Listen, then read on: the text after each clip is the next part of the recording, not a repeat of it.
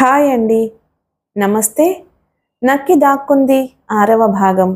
తను ఇప్పుడు ఇంక ఏం చేయాలి? ఎక్కడికి వెళ్ళాలి? గోవర్ధనంతో కాపురం చేయలేను అని అంతకు ముందే నిర్ణయించుకుంది. ఇక తనకు ఆ ఊర్లో ఏం పని? ఎందుకుండాలి? ఇక్కడి నుంచి ఎక్కడికి వెళ్ళాలి? ఈ ప్రశ్నలకు సులభంగా సమాధానాలు దొరకక ఆలోచిస్తూ కూర్చుంది సులోచన. డాక్టర్ శ్రీకాంత్ రామయ్య హోటల్కి వెళ్ళి చాలాసేపు అయింది. ఇంకా రాలేదేమిటి? ఎముక విరిగితే సరిచేసి కట్టుకట్టడానికి ఇంతసేపా? డాక్టరు రామయ్య ఘర్షణ పడ్డారా? డాక్టర్ శ్రీకాంత్ని తన ఇంతకు ముందు గోవర్ధనాన్ని పెళ్లి చేసుకోక మునుపు కలుసుకోవడం తటస్థించి ఉంటే ఎంత బావుండేది. తన దురదృష్టం. అతని సలహా ప్రకారం పోలీసులను శరణు కోరితే పోలీసులు తనకి రక్షణ ఇస్తారా? తప్పకుండా ఇస్తారని శ్రీకాంత్ చెప్పాడు. రేడియోలో కూడా చెప్పారు. సులోచన ఇలా ఆలోచిస్తూ గోవర్ధన్ రామయ్య హోటల్ వైపు పరిగెత్తడం మేడ మీద కిటికీలోంచి చూసింది. ఇంతలో టెలిఫోన్ గణగణా మోగింది. ఆ పల్లెటూళ్ళలో టెలిఫోన్ ఎలా వచ్చిందా అని సులోచన ఆశ్చర్యపోయింది.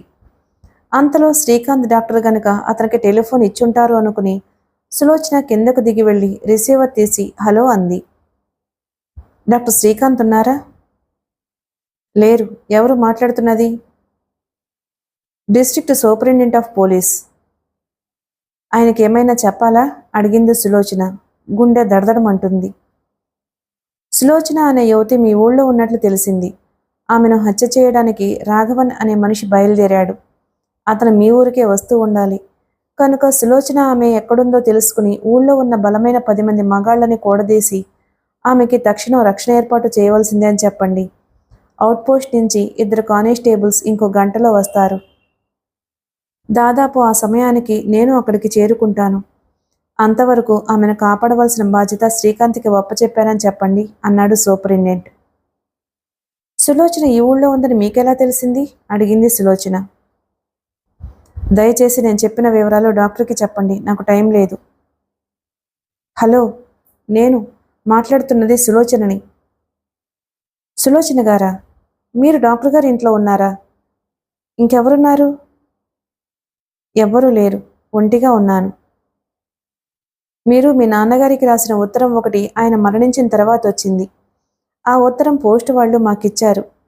మీరు సిరిమంగళంలో ఉన్నట్లు ఆ ఉత్తరం వల్ల తెలుసుకున్నాం. మీరు డాక్టర్ గారి ఇంట్లోంచి కదలకండి. డాక్టర్ గారు రాగానే నేను చెప్పిన విషయాలు చెప్పండి. నేను పోలీసు బలగంతో తక్షణం బయలుదేరుతున్నాను అని సూపరింటెండెంట్ ఫోన్ పెట్టేశాడు. సులోచన కూడా రిసీవర్ హుక్ మీద పెట్టేసి నిట్టూర్చింది. అందరూ నిర్ఘాంతపోయి గోవర్ధనం శవాన్ని రాఘవన్ చేతిలో పిస్తోల్ని చూస్తూ ఉండిపోయారు. డాక్టర్ గారు, పాపం అతన్ని అంది రాజ్యలక్ష్మి. శ్రీకాంత్ పెదమ విరిచి ప్రయోజనం లేదు అన్నాడు. రాఘవన్ నవ్వుతూ, చూసారా, సరిగ్గా చూడండి. ఏ పిల్ల, సరిగా చూడు. కాల్చి చంపే ధైర్యం నాకు లేదు అని అన్నావే, చూసావా? ఎక్కడైనా అందరూ బుద్ధిగా ఉండండి అన్నాడు. శర్మ రాఘవన్ని సూటిగా కళ్ళలోకి చూస్తూ, బుద్ధిగా ఉండాలంటే ఏం చేయాలి అని అడిగాడు. ఆ సులోచనని ఇక్కడికి రప్పించాలి. మమ్మల్ని పిలుచుకురమ్మంటావా? అందరూ కాదు, నువ్వు వెళ్ళు. నీ పెళ్ళం ఎక్కడుంటుంది. నువ్వు పోలీసుల సహాయం కోరినా నీ పెళ్ళం ప్రాణం ఎగిరిపోతుంది. ఆ సులోచన ఎవరో ఎక్కడుందో నాకేం తెలుసు? చెప్పాడుగా రామయ్య, వెళ్ళు. అయితే ఆ రామయ్యనే వెళ్ళమను. రామయ్య బయటికి వెళ్తే మళ్ళీ తిరిగి రాడు. అతని పెళ్ళం ఎక్కడ చిక్కుకోలేదుగా. నా భార్య ప్రాణం కాపాడడానికి ఇంకో మనిషి ప్రాణం బలిస్తాననుకున్నావా అన్నాడు శర్మ. నీకు ఆ మాత్రం బుద్ధి ఉందనుకున్నాను. సులోచనను ఎలాగో చంపుతాను. సులోచనని ఇక్కడికి పిలుచుకురావడానికి మీరెవ్వరూ ఒప్పుకోకపోతే మిమ్మల్ని అందరినీ చంపి నేనే వెళ్తాను అన్నాడు రాఘవన్. అతని మాటలు పూర్తి కాకముందే సైరన్ ఊదుకుంటూ ఒక వ్యాన్ అటు వెళ్ళింది. ఎవరది అడిగాడు రాఘవన్. పోలీస్ వ్యాన్ అన్నాడు శ్రీకాంత్. పోలీస్ వ్యానా? ఈ ఊరికెందుకు వచ్చింది? ఎవ్వరూ జవాబు చెప్పలేదు. ఏయ్, ఎక్కడికి వెళ్తున్నది? కిటికీలోంచి చూడు. రాఘవన్ ఆజ్ఞాపించాడు రామయ్యని. రామయ్య కిటికీలోంచి చూసి, ఒక వ్యాన్ కాదు, 4 వ్యాన్లు డాక్టర్ శ్రీకాంత్ ఇంటి దగ్గర ఆగాయి. అబ్బా, ఎంతమంది పోలీసులో అన్నాడు. రాఘవన్ కనుబొమ్మలు చిట్లించి, నేను ఈ ఊరికొచ్చినట్లు ఎలా తెలిసింది వాళ్ళకి? ఎందుకొచ్చారు అన్నాడు. నువ్వు పేల్చిన పిస్తోలు చప్పుడు ఊళ్ళో అందరికీ వినిపించుంటుంది. నా ఇంట్లోంచి ఎవరో టెలిఫోన్ చేసుంటారు అన్నాడు శ్రీకాంత్. రాఘవన్ పళ్ళు పటపటా కొరికాడు. ఈ పల్లెటూరులో టెలిఫోన్ కూడా ఉందన్నమాట. సరే, వీళ్ళు ఏం చేస్తారు, ఆ సులోచనని ఎలా రక్షిస్తారో నేను చూస్తానుగా. అందరూ వరుసగా ఆ గోడ కానుకుని నిలబడండి. పిల్ల నువ్వు కూడా అన్నాడు పిస్తోలు ఊపుతూ. పోలీస్ వ్యాన్ డాక్టర్ ఇంటి ముందు ఆగగానే ఒక పోలీస్ ఉద్యోగి, కొందరు సాయుధ పోలీస్ కానిస్టేబుల్స్ పెళపెళమంటూ వ్యాన్లోంచి దిగారు. ఆ వ్యాన్ వెనక మరో 3 వ్యాన్లు వచ్చి ఆగాయి. సూపరింటెండెంట్ తలుపు తట్టగానే సులోచన తీసింది. సులోచన గారా? అవును అంది సులోచన. డాక్టర్ గారు వచ్చారా? లేదు, వెళ్ళి చాలాసేపు అయింది అని శ్రీకాంత్ రామయ్య హోటల్కి వెళ్ళిన విషయం చెప్పింది. మీరు వ్యాన్ ఎక్కి కూర్చోండి, మిమ్మల్ని ఈ ఊరు నుంచి తీసుకువెళ్ళిపోతాం అన్నాడు పోలీస్ ఉద్యోగి. నా వస్తువులు ఎక్కడున్నాయి? సులోచన చెప్పగానే అయితే ఆ ఇంటికి వెళ్ళి తీసుకుందాం రండి అన్నాడు ఆయన. పోలీస్ వ్యాన్ గోవర్ధనం ఇంటి ముందు ఆగింది. సులోచనతో పాటు సూపరింటెండెంట్ కొంతమంది పోలీస్ కానిస్టేబుల్స్ వ్యాన్ దిగారు. ముందు పోలీస్ కానిస్టేబుల్స్ ఇంట్లోకి వెళ్లి ఇల్లంతా వెతికి ఎవరూ లేరు అని నిశ్చయించుకుని సులోచనని లోపలికి వెళ్లమన్నారు. 5 నిమిషాల్లో తన బట్టలు వస్తువులు తీసుకుని సులోచన తిరిగొచ్చి వ్యాన్ ఎక్కింది. డాక్టర్ గారికి చెప్పి వెళ్ళాలి, దయచేసి ఆ హోటల్ ముందు వ్యాన్ ఆపి డాక్టర్ గారిని ఒక్కసారి పిలవండి అంది Sulochana. That is all right అన్నాడు పోలీస్ ఆఫీసర్. 4 పోలీస్ వ్యాన్లు ఒకదాని వెనుక ఒకటి ఊరేగింపులా వెళుతుంటే ఊళ్ళో జనం, పిల్లలు, పెద్దలు ఇళ్లలోంచి పరిగెత్తుకొచ్చి చూస్తున్నారు. ముందున్న వ్యాన్ హోటల్ ముందు ఆగింది. ఈ చిన్న హోటల్ ముందు 2 కార్లున్నాయి, బహుశా యాక్సిడెంట్ ఏమో, అందుకే డాక్టర్ని పిలుచుకు వెళ్ళుంటారు అని ఒక కానిస్టేబుల్ని వెళ్ళి డాక్టర్ని పిలవమని చెప్పాడు సూపరింటెండెంట్. ఎవరది అడిగాడు రాఘవన్. పోలీస్ అన్నాడు శ్రీకాంత్. వచ్చారా, రాని. కానిస్టేబుల్ తలుపు తట్టాడు. రాఘవన్ గొంతు సవరించుకున్నాడు. నేను రాఘవన్ని మాట్లాడుతున్నాను. ఈ గదిలో 7గురున్నారు. వాళ్ల ప్రాణాలు నా చేతిలో ఉన్నాయి. వాళ్ళని కాపాడాలంటే తలుపుకి దూరంగా జరుగు అని అరిచాడు. కానిస్టేబుల్ ఆ హెచ్చరిక విని వెనక్కి పరిగెత్తాడు. మీరు చెప్పండి అడిగాడు రాఘవన్. ఎందుకు అన్నాడు శర్మ. ప్రశ్నలు వేయక చెప్పండి. చెప్పడం మంచిది. ఈ మనిషి ఎంత దారుణానికైనా పూనుకుంటాడు అన్నాడు శ్రీకాంత్. అందరూ వాళ్ళ పేర్లు చెప్పారు.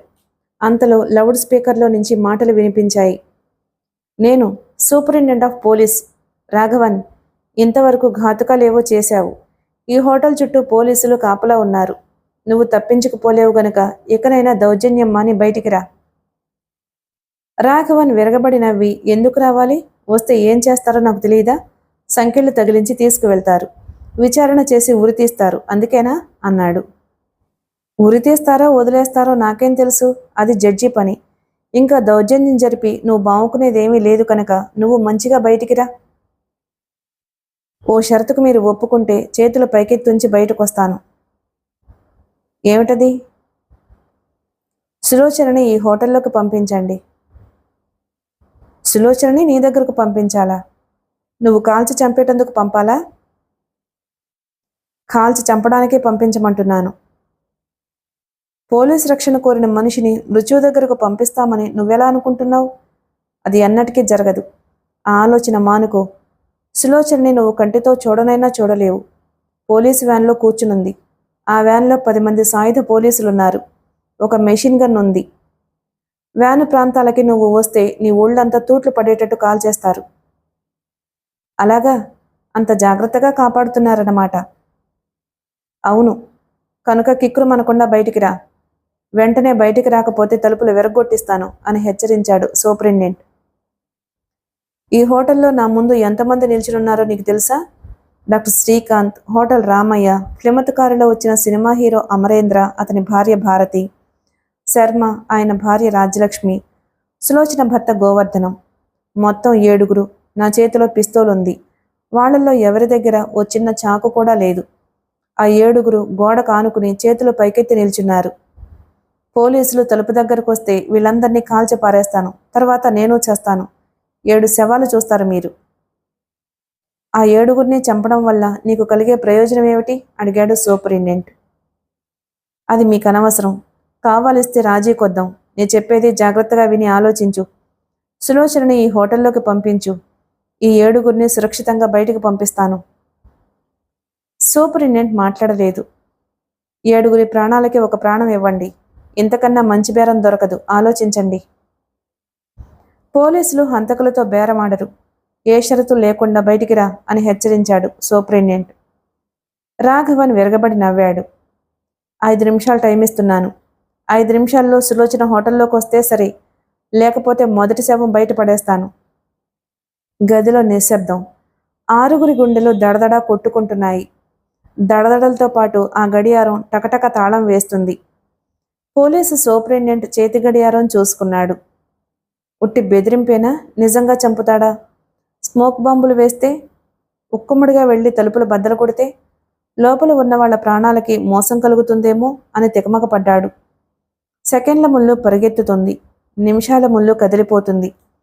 ఇంకొక నిమిషం ఉంది అరిచాడు రాఘవన్. సులోచన కళ్ళు గట్టిగా మూసుకుంది. ముచ్చెమటలు పోశాయి. గదిలో ఆ కిరాతకుడి గుప్పిట్లో 7గురి ప్రాణాలున్నాయి. వాళ్ల కోసం భయపడింది. ఇంకా అర నిమిషమే ఉంది, త్వరగా చెప్పండి కేక వేశాడు. సులోచనని నీ దగ్గరకు పంపించడం కల్ల రాఘవన్, మంచిగా బయటికి రా అన్నాడు సూపరింటెండెంట్ లౌడ్ స్పీకర్లో. గదిలో రాజ్యలక్ష్మి కళ్ళు మూసుకుంది. భారతి రాఘవన్ చేతిలో పిస్తోల్ని చూస్తుంది. ఎలాగైనా రాఘవన్ చేతిలో పిస్తోలు ఎగరగొట్టాలని శ్రీకాంత్ ఆలోచిస్తున్నాడు. శర్మ నిశ్చింతగా నిలుచున్నాడు. రామయ్య మూలుగుతున్నాడు. ఢామ్ అని పిస్తోలు పేలింది. రాఘవన్ చేతిలో ఉన్న పిస్తోల్లోంచి పొగొస్తుంది. ఎవరిని చంపాడో అని అందరూ వణికిపోతూ చూశారు. 6గురు నిల్చునే ఉన్నారు. ఎవరికీ గుండు తగలలేదు. గోడలోకి పేల్చాడు రాఘవన్. ఏ రామయ్య, డాక్టర్, ఆ చనిపోయిన గోవర్ధనం శవాన్ని తలుపు దగ్గరకు లాగి నెమ్మదిగా తలుపు తెరిచి బయటకు తోయండి. పిస్తోలు మీ వీపులకి గురిపెట్టి ఉంచుతాను. తలుపు బార్లా తెరిచినా బయటికి పరిగెత్తినా కాల్ చేస్తాను అన్నాడు రాఘవన్. పిస్తోలు పేలిన చప్పుడు సూపరింటెండెంట్ కూడా విన్నాడు. ఆ నిశ్శబ్దంలో చెవులు చిల్లులు పడేంత చప్పుడైంది. తరువాత తలుపు నెమ్మదిగా కొద్దిగా తెరుచుకుంది. తలుపు సందులోంచి బయటికి ఎవరో తోయబడ్డారు. మొదటి శవం. నాది ఒత్త బెదిరింపు కాదని, అన్నంత పని చేస్తానని ఇప్పుడైనా తెలిసిందా అరిచాడు రాఘవన్. సులోచన ఏడుస్తోంది. ఏడుస్తూ తలుపు వైపు చూసింది. గోవర్ధనం శవాన్ని గుర్తుపట్టింది. ఎవరది అడిగాడు సూపరింటెండెంట్. నా భర్త గోవర్ధనం. సులోచన భర్త మరణించినందుకు ఏడుస్తుందని అనుకున్నాడు పోలీసు ఉద్యోగి. సులోచనకి గోవర్ధనం మీద కోపము, అసహ్యం అయితే ఉన్నాయి కానీ చావు ఆశించేటంత ద్వేషం లేదు. ఎవరి చావు కోరుకునే తత్వం కాదామెది. సులోచన గోవర్ధనం ఒక్కడి కోసమే ఏడవడం లేదు. ఆ గదిలో ఉన్న వాళ్ళందరి కోసమూ దుఃఖపడుతుంది. తన వల్ల ఎంత క్షోభ, ఎన్ని చావులు, ఎంత హింస. వెక్కి వెక్కి ఏడుస్తుంది.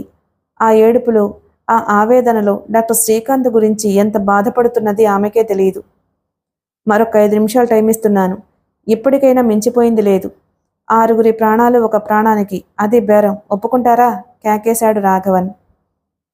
పోలీస్ వ్యాన్లకి కొంచెం దూరంలో నిలబడ్డ జనానికి కూడా వినిపించాయి అతని మాటలు. అందరూ ఊపిరి బిగబట్టారు.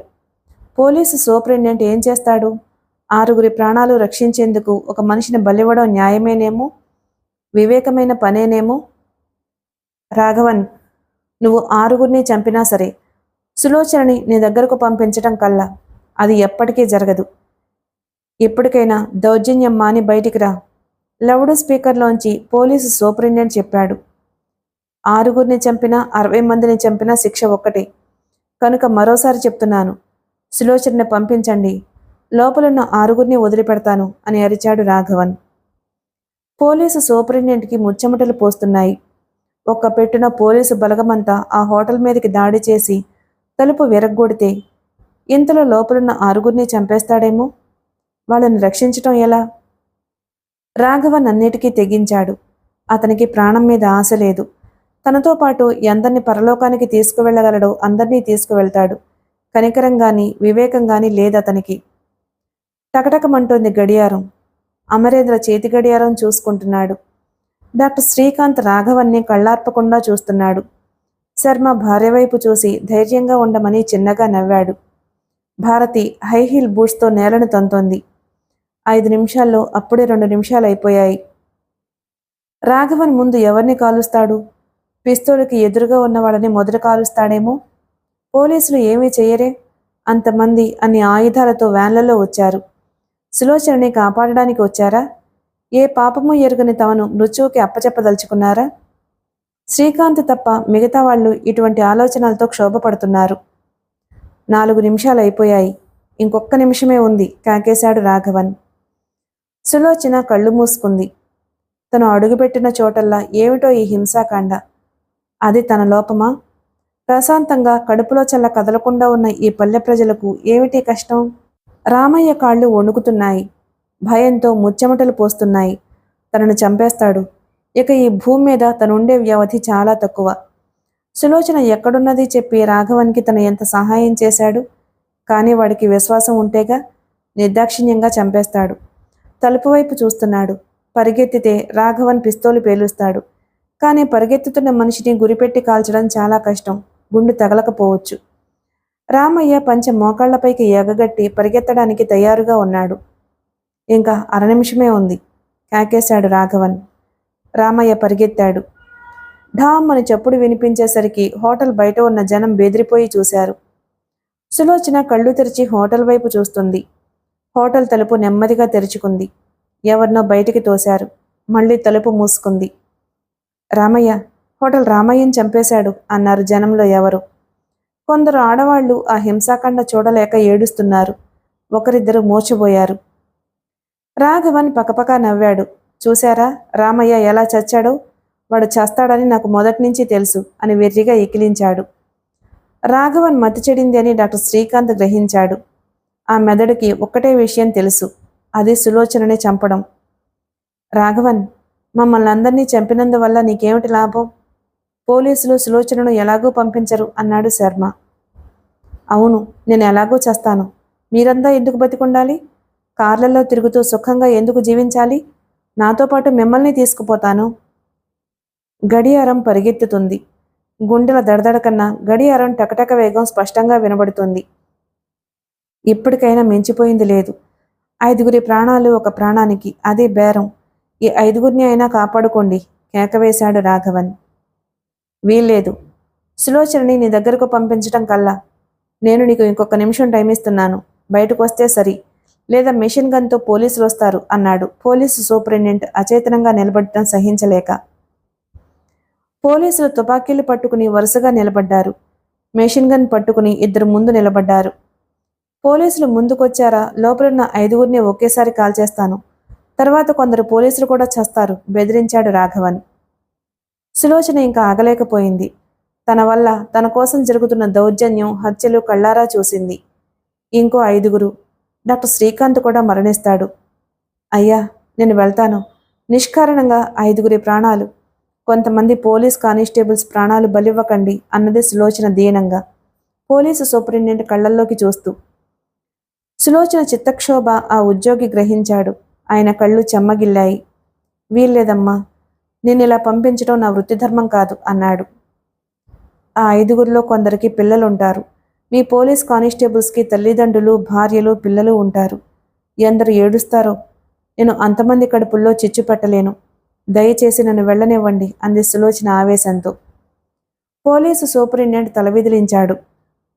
మీ మాట నిర్లక్ష్యం చేసినందుకు క్షమించండి అని పోలీసు వ్యాన్లోంచి ఒక్క దూకు దూకింది సులోచన. పోలీసు సూపరింటెండెంట్ ఆమెను ఆపేలోపున పరిగెత్తింది. పరిగెత్తుతూ రాఘవన్, సులోచనని వస్తున్నాను, వారిని ఏమి చెయ్యకు అని కేక వేసింది. పోలీసు సూపరింటెండెంట్, పోలీసు ఉద్యోగులు నిశ్చేష్టులై నిలబడిపోయారు. సులోచన కేక వినగానే రాఘవన్ మొహం వికసించింది. నాకు తెలుసు, సులోచనని చంపిగానే నేను చావను అని నాకు తెలుసు అంటూ రాఘవన్ కిటికీ వైపు పరిగెత్తాడు. హోటల్ గుమ్మం వైపు పరిగెత్తుతూ వస్తున్న సులోచనని చూసి చెయ్యి పైకెత్తి పిస్తోలు గురిపెట్టాడు. అతని వీపు తమ వైపు ఉండడం చూసి డాక్టర్ శ్రీకాంత్, శర్మ ఇద్దరూ ఒకేసారి రాఘవన్ మీదకి ఉరికారు. శ్రీకాంత్ రాఘవన్ మోచేయి పట్టుకుని లాగాడు. సరిగ్గా ఆ సమయానికి పిస్తోలు పేల్చాడు రాఘవన్. అతను 2 చేతులు వెనక్కి విరిచి పట్టుకున్నాడు శ్రీకాంత్. అమరేంద్ర వెళ్లి తలుపు తీశాడు. పోలీసులు గబగబా లోపలికొచ్చేశారు. డాక్టర్ శ్రీకాంత్ బయటికి పరిగెత్తాడు. సులోచన మట్టిలో పడుంది. ఆమె చుట్టూ పోలీసులు చేరారు. శ్రీకాంత్ పోలీసుల్ని తోసుకుని వెళ్ళాడు. పోలీస్ సర్జన్ పరీక్ష చేస్తున్నారు అన్నారు ఎవరు. రక్తపు మడుగులో పడి ఉంది సులోచన. స్పృహ లేదు. సులోచనని అప్పుడే పరీక్ష చేసి లేచి నిల్చున్న పోలీసు సర్జన్ పెదమి విరిచి, బతకడం చాలా కష్టం. 2 గుళ్ళు కడుపులోకి పోయాయి. ఈమెను బతికించాలంటే చాలా గొప్ప సర్జన్ కావాలి. నేను అంత గొప్ప సర్జన్ కాను అన్నాడు. మీరు కాకపోవచ్చు. ఈమెను బతికించగలనన్న ధైర్యం నాకుంది. దయచేసి ఈమెను నా డిస్పెన్సరీకి పంపే ఏర్పాట్లు వెంటనే చేయించండి అన్నాడు శ్రీకాంత్. పోలీసు సర్జన్ భుజాలు చరిచాడు. ఇంతలో పోలీసు సూపరింటెండెంట్ అక్కడికొచ్చాడు. సులోచనని ఫ్లమ్మత్ కారులో పడుకోబెట్టి తీసుకువెళ్లారు. ఏమైంది? నేనెక్కడున్నాను? అడిగింది సులోచన. నా ఆసుపత్రిలో ఉన్నారు. ఏం జరిగిందా? మీరు బలి కావడానికి ప్రయత్నం ఫలించలేదు అన్నాడు శ్రీకాంత్. రాఘవన్ నన్ను చంపేయలేదు. ప్రయత్నించాడు. 2 గుళ్ళు, ఒకటి పేగుల్లో, ఒకటి లివర్లో తగిలింది. ఆపరేట్ చేశాను. ఎందుకు అలా వ్యాన్ దిగి పరిగెత్తుకొచ్చారో నాకు అర్థం కాలేదు. మీ అందరినీ చంపేస్తుంటే చూస్తూ కూర్చోనా? రాఘవన్ని జైల్లో పెట్టారు. త్వరలో విచారణ ప్రారంభమవుతుంది. గణేష్ అన్ని నిన్ననే ఉరితీశారు. ఇంక మీకు భయమేమీ లేదు. నిశ్చింతగా ఉండండి అన్నాడు శ్రీకాంత్. సులోచన అతన్ని సూటిగా కళ్ళలోకి చూస్తూ, మీకు చాలా శ్రమిచ్చాను అని లేచి కూర్చోబోయింది. కదలొద్దు. ఇంకా 1 వారం రోజుల పాటు కదలకూడదు. ఇంకా 1 వారం రోజులా? మీ ఇంట్లో ఇంకో 1 వారం ఉండాలా? నా ఇష్టానుసారం మీరు ప్రవర్తించేటట్టయితే కలకాలం నా ఇంట్లోనే ఉండమంటాను అన్నాడు శ్రీకాంత్ నవ్వుతూ. సులోచన కళ్ళు మూసుకుని, నాకు టైపింగ్ వచ్చు, నర్సింగ్ రాదు అంది. శ్రీకాంత్ నవ్వాడు. నాకు నర్సు అక్కర్లేదు, టైపిస్టు అక్కర్లేదు. ఆ 2 హోదాల్లో మీరు అవసరం లేదు. మరి? అర్ధాంగి కావాలి. సులోచన కళ్ళు తెరిచింది. నిమిషం పాటు శ్రీకాంత్ కళ్ళల్లోకి చూసింది. నెమ్మదిగా 2 చేతులు పైకెత్తి అతన్ని ఆహ్వానించింది. శ్రీకాంత్ ముందుకు జరిగాడు. తల వంచి సున్నితంగా ఆమె పెదవుల మీద చిన్న ముద్దు పెట్టుకున్నాడు. సులోచన అతని తల తన గుండెల మీదకు లాక్కుని కళ్ళనీళ్లు పెట్టుకుంది. ఎందుకు ఏడుస్తున్నావు? అడిగాడు శ్రీకాంత్. ఏడవడం లేదు, సంతోషం పట్టలేకుండా ఉన్నాను అంది సులోచన. అయిపోయిందండి. నక్కి దాక్కుంది నవల. మన ఛానల్ కనుక మీకు నచ్చినట్లయితే లైక్ చేసి సబ్స్క్రైబ్ చేసుకోండి ప్లీజ్. Thank you.